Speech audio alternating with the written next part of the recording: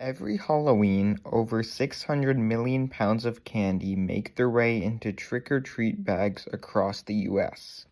But before that happens, the candy takes a long trip through the global economy in a path that economists call the supply chain.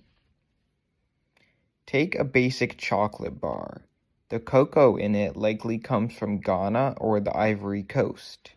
The sugar comes from Brazil and the milk from the US. All of that is shipped to processing facilities like the one in Hershey, Pennsylvania. There, it is melted, cooled, and sent off to distribution centers.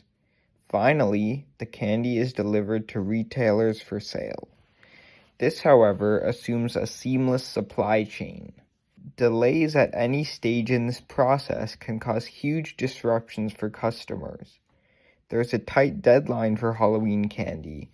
Most of the candy found in stores after Halloween doesn't sell because the demand for it is gone. So, companies like Hershey's plan several months in advance to ensure that their candy is sold on time. Some companies have already started preparing for Halloween 2026. This is why we see Halloween candy on store shelves as early as August. It is infinitely better to be early than late when selling Halloween candy. No matter how much preparation happens, however, problems still arise.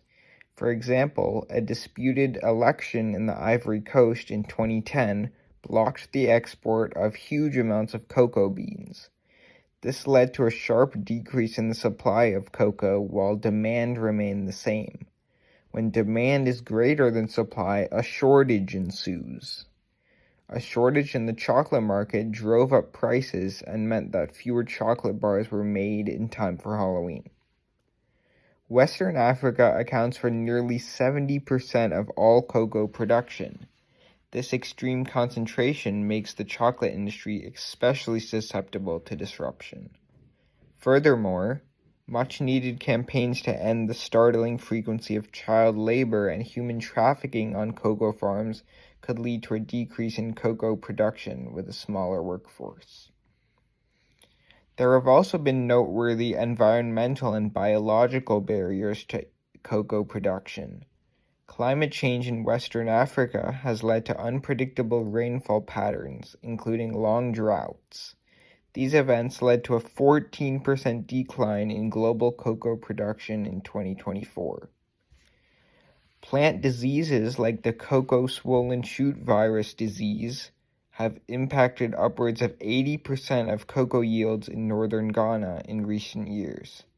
This disease is spread by tiny mealybugs and kills large cocoa trees quickly, limiting cocoa production in the long term. Finally, this year, tariffs are projected to cause an 11% increase in candy prices nationwide. Tootsie Roll lollipops specifically could see as much as a 33% increase compared to last Halloween. The 21% tariff on the Ivory Coast specifically will be disastrous to the Halloween candy supply chain. This tariff could cost American chocolate companies like Hershey's hundreds of millions of dollars, forcing them to raise prices or shrink the size of their candy bars in an event called shrinkflation to pass some cost on to consumers.